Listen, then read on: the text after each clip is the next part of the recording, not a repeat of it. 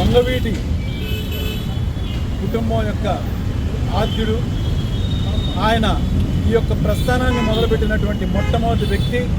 ప్రజల్లో పేదవారి గుండెల్లో ఆయన స్థానం ఇవాళకి కూడా చిరస్థాయిగా నిలిచిపోయింది. ఆయన పేరుని వంగవీటి రాధాకృష్ణమూర్తి గారి కంటే ఉమ్మడి ఆంధ్రాలో రాబిన్హుడ్గా పిలువబడేటువంటి గొప్ప మనస్తత్వం కలిగినటువంటి ఒక నాయకుడిగా వంగవీటి రాధాకృష్ణమూర్తి గారు ఆ రోజున మొదలుపెట్టినటువంటి ఆ ప్రస్థానం ఇవాళ అంచెలంచెలుగా ఆయన తమ్ముడు గారుగా మా బాబాయ్ గారు వంగవీటి రంగా గారు కానీ, ఆయన తర్వాత ఆయన సహచరులుగా కానీ అనుచరులుగా కానీ ఎంతోమంది ఎదుగుతున్న దానిలో మా కుటుంబానికి అత్యంత ఆప్తులుగా ఉన్నటువంటి కొండా ఉమ్మగారు వాళ్ళ అన్నగారు నాగబాబు గారు కానీ ఉమ్మగారు కానీ మేమందరం కూడా పార్టీల పరంగా ఎక్కడ ఉన్నా మేమందరం ఆ ఆశయాల కోసం పనిచేస్తామని చెప్పని తెలియచేయడానికి ఇవాళ ఈ కార్యక్రమంలో ఆయన పాల్గొనడం అనేది చాలా చాలా సంతోషకరంగా ఉంది. అంతకన్నా ముఖ్యమైన విషయం ఏంటంటే రాధా గారితో పాటు ఆ రోజున ఉన్నటువంటి తిరిగినటువంటి కొంతమంది వ్యక్తులు ఆరోగ్యం బాగోలేదు, సుభాని గారు ఇలా కొంతమంది రావడానికి మేము అన్ని రకాలుగా ఆహ్వానించాము. కానీ వాళ్ళందరూ కూడా ఇన్ని సంవత్సరాల తర్వాత మళ్ళా రాధా గారిని ఇంత గొప్పగా ఈ కార్యక్రమం చేయడానికి పూనుకున్నందుకు నాకు వాళ్ళ యొక్క మంచి ఆశీస్సులు, వాళ్ళ యొక్క మంచి ఆలోచనల్ని ముందుకు తీసుకెళ్తానని చెప్పని చాలా చాలా సంతోషపడ్డారు.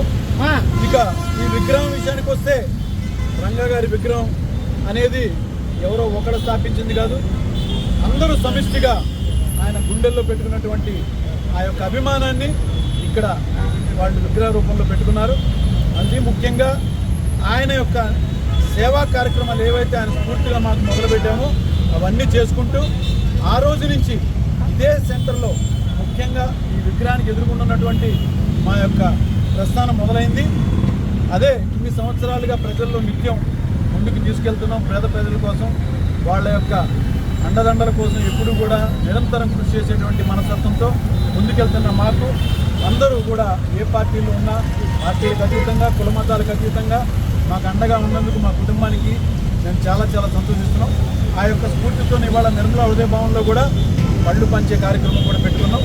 ఇంకా తప్పనిసరిగా ఆయన స్ఫూర్తిని ముందుకు తీసుకెళ్లేటువంటి ఆలోచనతోనే ముందుకెళ్తున్నాం. మీ అందరూ ఆశీస్సులు కొంటారని కోరుకుంటున్నాం. అలానే ఈరోజు స్వర్గీయ వంగవీటి మోహన్ రంగా గారు చాలా గర్వంగా చెప్పుకోవాలంటే ఆ కుటుంబంలో పుట్టినటువంటి నేను మా బాబాయ్ గారుగా పిలుచుకుని ఆయన యొక్క కార్యక్రమాల్లో నిత్యం ఆయన ఆశయాల్ని నడిపించుకుంటూ ముందుకెళ్తున్నటువంటి ఈ అవకాశం ఉన్న నాకు ఆయన భౌతికంగా లేరని బాధపడాలో, ఇలాంటి ఒక అవకాశం ఇచ్చినందుకు గర్వపడాలో తెలియదు. అయితే ఆయనని ఇవాళకి 36 సంవత్సరాలు చనిపోయి మనం ఆయన ఆశయ సాధనలో గ్రామాల్లో, మారుమూల గ్రామాల్లోనే కాదు పెద్ద పెద్ద పట్టణాల్లో సైతం, రాష్ట్రాల్లోనే కాదు రాష్ట్రాలు దాటి కూడా ఎంతో మంది రంగా గారి జయంతులు, వర్ధంతులు ప్రతి సంవత్సరం చేస్తూనే ఉన్నారు. అయితే చాలా మంది రంగా గారిని చూసినప్పుడు ఇందాక మా మహేశ్వరరావు కూడా చిలుకూరుపేట నుంచి వచ్చారు. ఆయన కూడా రంగా గారిని ఒకప్పుడు కలిశారని చెప్పని ఆయన అనుభవాలు చెప్తున్నారు. మరి ఇంకొంతమంది అయితే చూడకపోయినా వాళ్ళ యొక్క వాగ్దాటితో ఎన్నో కథలుగా రంగా గారి గురించి చెప్తుంటారు. మరి వీళ్ళందరూ ఇన్ని చెప్తుంటే ఆయన చేపట్టుకుని నడిచినటువంటి నేను ఎన్ని కథలు చెప్పాలో తెలుసా? నేను ఎంత అనుభవం పొందానో మీకు తెలుసా? ఆ ధైర్యం నాకు ఎంత ఇచ్చారో మీకు తెలుసా? రంగా గారంటే ఒక చిన్న ఉదాహరణ మీకు చెప్తా. ఆయనని చాలా మంది మనకు తెలిసి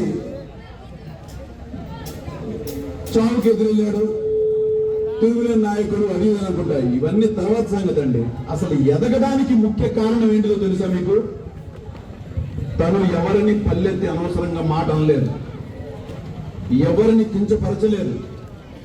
కానీ తనని మాత్రం ఎవరైనా పల్లెత్తి ఒక్క మాట అన్నా కూడా చంపపెట్టు సమాధానంగా ఎదురు నిలబడ్డాడే కానీ ఎవరికి తలవంచలేదండి. అది ఒక ముఖ్యమైనటువంటి గుణం ఆయనలో.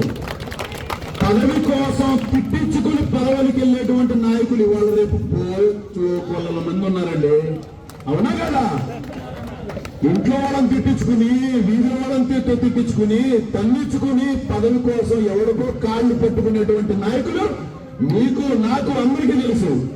కానీ ఆ రోజు ముఖ్యమంత్రితో తలపడి ప్రభుత్వాన్ని అడ్డుపెట్టి అడుగడుగున ఆయన చేసే ఎన్నో కార్యక్రమాల్ని ఎన్ని రకాలుగా అడ్డుకున్నారో మీకు తెలుసా? ఎన్ని కేసులు పెట్టారో మీకు తెలుసా? ఆయన వరకు వదలలేదండి. ఇవాళ నేను ఈ ఆవేశంతో మాట్లాడుతున్నానంటే నా వాగ్దాడితో మాట్లాడతలేదు, నాకు వచ్చిన స్పీచ్ తో మాట్లాడతలేదు, నా అనుభవంతో మాట్లాడుతున్నా. మేము చిన్నపిల్లలమైన మా మీద కూడా కేసులు పెట్టించడానికి ఆ రోజున ప్రభుత్వం వెనకాడలేదండి. అది ఆ రోజు ఉన్నటువంటి ఒక నీచమైన తెలుగుదేశం పార్టీ. ఇది నేను చెప్పాల్సిందే. ఎందుకంటే ఎంతో మంది మీద రంగా గారు చనిపోయిన తర్వాత, ఆయన యొక్క చనిపోయిన తర్వాత జరిగినటువంటి ఎన్నో రకాలైనటువంటి కేసుల్లో ఆ రోజు పెట్టినటువంటి నాయకులు మీకు కూడా అనుభవం ఉన్నటువంటిది. ఎన్నోటువంటి కేసులు, తప్పుడు కేసులు పెట్టి, రౌడీ షీట్లు పెట్టి ఇవాళకి కూడా ఆ కేసులు ఇంకా నడుస్తూనే ఉన్నాయి. అది వాళ్ళు చేసే కుళ్ళు కుతంత్రంతో కూడినటువంటి ఆ ప్రభుత్వం. అలాంటి ఒక ప్రభుత్వాన్ని ఎదురు నిలబడి దమ్మంటే తేల్చుకున్నారు రా అని చెప్పి నిలబడ్డారు. ఆ ధైర్యమే ఆ రోజు చిన్నపిల్లోడుగా నేను ఆయన చేపట్టుకుని ఎంతో కాలం నడుచున్నటువంటి నాకు ఇవాళ నేను ఉద్యోగం చేస్తున్నా కూడా అనుక్షణం ప్రజల గురించి ఆలోచించి అదే ఉద్యోగాన్ని ఎడంకాలతో తన్ని మరి ప్రజల్లోకి సేవ చేయడానికి ముందుకు వచ్చాను. అది రంగా గారు నింపినటువంటి స్ఫూర్తి. ఇవన్నీ ఎవరికి తెలియదండి. మనం మామూలుగా 10 మందితో మాట్లాడుతున్నప్పుడు వచ్చినటువంటి ఎన్నో విషయాలను చెప్పేసుకుంటూ వెళ్ళిపోతాం. కానీ ఆయన మొట్టమొదటి నేర్పించిన గుణం ఏంటిది అంటే ఇదే: ఎవరిని అనవసరంగా మాట్లాడద్దు, తొందరపడి ఎవరిని కూడా అగౌరవపరచద్దు. కానీ నిన్ను ఒక్క మాట అన్నా సరే చివరి చావు వరకు పోరాడు, కానీ వాళ్ళ కాళ్ళ దగ్గరికి మాత్రం వెళ్ళకరా అని చెప్పాడండి. అది వంగవీటి మోహన్ రంగా గారంటే. పదవి కోసం వెళ్ళి కాళ్ళు పట్టుకునేవాడు ఎంత ఉంటారు, బోళ్ళంతమంది ఉంటారు. రంగా గారికి రాలేదా అవకాశాలు?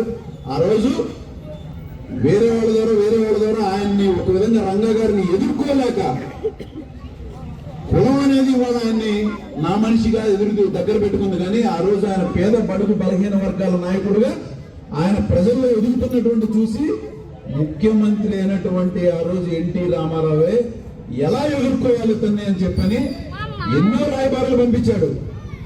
నువ్వు ఆ పార్టీ మారి రా, మా దగ్గరికి వచ్చే నీకు మంత్రి పదవి ఇస్తా అన్నాడు. కంటే అది కూడా ఎడంకాలతో తన్నేశాడండి వంగవీటి మోహన్ రంగా గారు. లేదంటే ఆ రోజే ఇలాంటి పదవులన్నీ ఆయన కాలి కింద పడి ఉండేవి. ఎప్పుడైనా కానీ మనం కట్టుబడి ఉండాల్సింది ఏంటంటే ఒక నీతి, నిజాయితీ, మన యొక్క వ్యక్తిత్వానికి మనం కట్టుబడి ఉండాలి. అది వంగవీటి మోహన్ రంగా గారంటే. అందుకే చనిపోయి ఇన్ని సంవత్సరాలైనా కూడా ప్రతి ఒక్క మనిషి ఆయన పేరు తలుచుకుంటే, ఇక్కడ ఉన్నటువంటి చిన్నపిల్లలు సైతం వెంట్రుకలు లెక్క పెంచుకుంటే కదా, వీళ్ళకి ఏంటి కూడా తెలియదు. రంగా గారంటే జై అంటారా? వంగవీటి మోహన్ రంగా గారంటే ఇలాంటి ఊపు కూడా తీసుకొచ్చినటువంటి ఒక వ్యక్తిత్వం ఆయనలో ఉంది.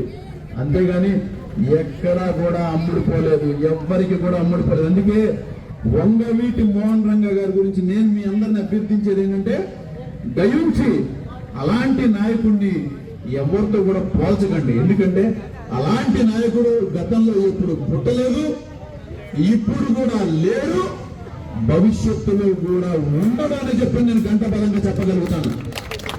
ఎవరైనా సరే, ఎందుకంటే ఎవరైనా రాజకీయంగా ఎదగాలి అనుకుంటే వాళ్ళ వ్యక్తిత్వాన్ని అమ్ముకుంటారు, వాళ్ళ వ్యక్తిత్వాన్ని చంపుకుంటారు, లేదా ఎక్కడో ఒక చోట కాంప్రమైజ్ అవుతారు.